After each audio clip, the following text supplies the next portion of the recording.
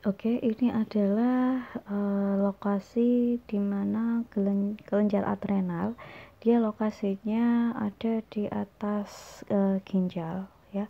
Jadi ini adalah bagian korteksnya, sedangkan yang bagian dalam itu adalah medulanya. Dan ini adalah bagian-bagian dari adrenal cortex. Ya, jika diperbesar maka di sini akan ada 3 zona, yaitu zona reticularis, zona fasciculata, dan zona glomerulus. Selanjutnya yang akan kita bahas adalah pankreas, yaitu kelenjar pankreas ini dia mensekresikan 4 hormon, yaitu yang pertama hormon insulin, yang mana dia dihasilkan oleh kelenjar beta pankreas. Fungsinya adalah mengatur metabolisme glukosa, terutama untuk intake glukosa dari luar ke dalam sel. Selanjutnya yang kedua ada glukagon, yaitu glukagon ini hormon yang dia fungsinya berkebalikan dengan hormon insulin. Karena apa? Karena jika insulin itu perannya adalah untuk membantu dalam proses metabolisme glikolisis, maka untuk glukagon itu dia berkebalikan, mengubah dari glikogen menjadi glukosa melalui proses yaitu glikogenolisis. Makanya di sini hormon kontraregulator terhadap insulin yang meningkatkan glukosa darah.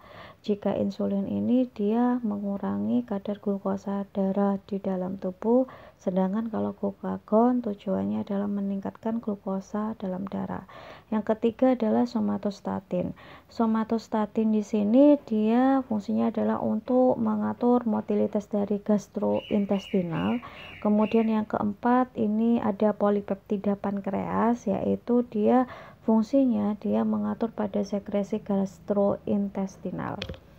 Kemudian ada ovarium. Ovarium merupakan bagian dari alat reproduksi wanita.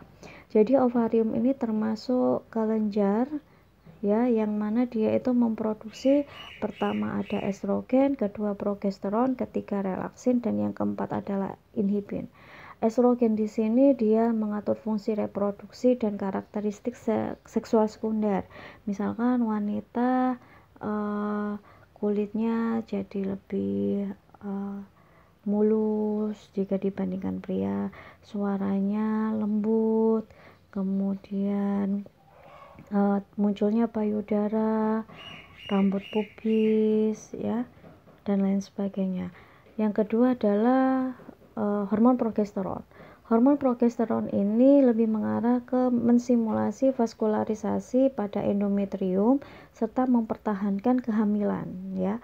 Jadi progesteron itu lebih mengarah untuk mempertahankan kehamilan ya. Kemudian yang ketiga ada relaksin. Relaksin di sini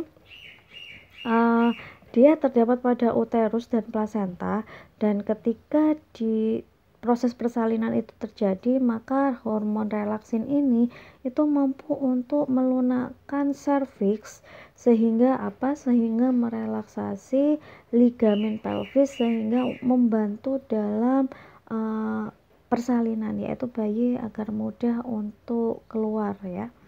Kemudian yang keempat yaitu inhibin. Inhibin ini dia menghambat produksi dari FSH. Kemudian plasenta.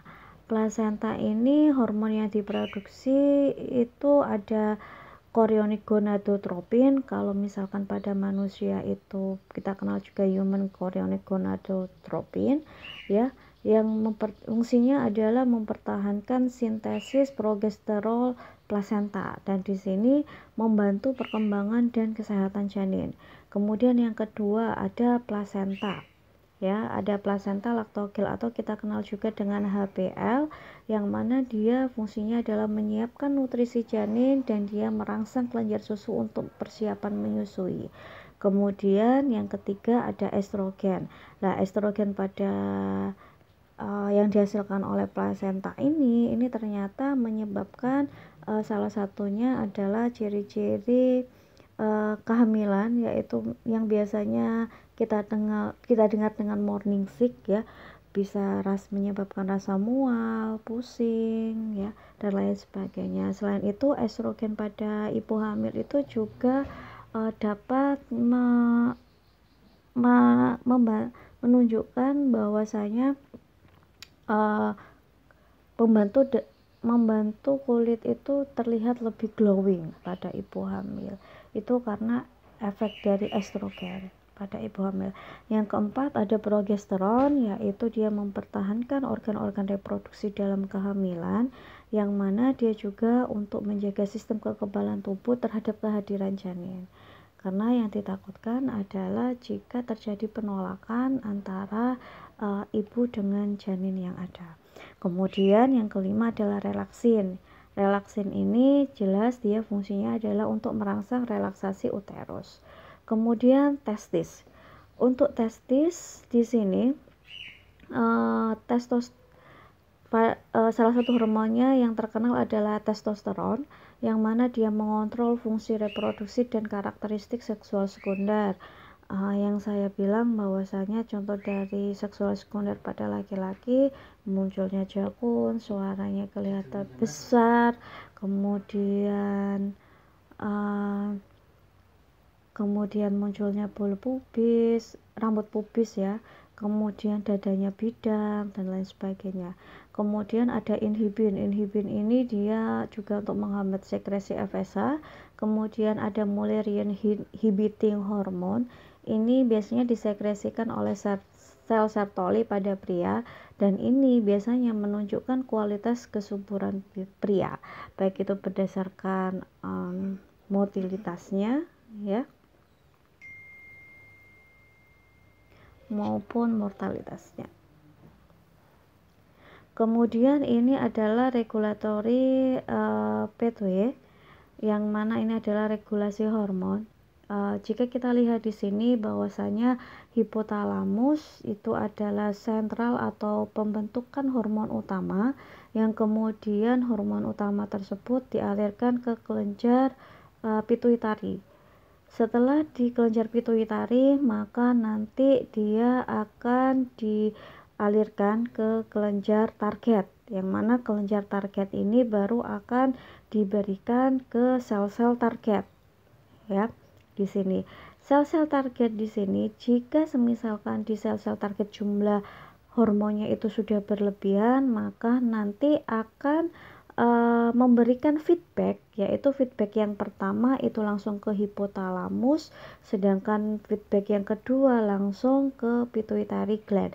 Sehingga apa? Sehingga nanti langsung terjadi penurunan kuantitas dari hormon yang diinginkan ya, hormon yang dikeluarkan itu jadi bisa terhenti, sehingga responnya ini cepat, seperti itu.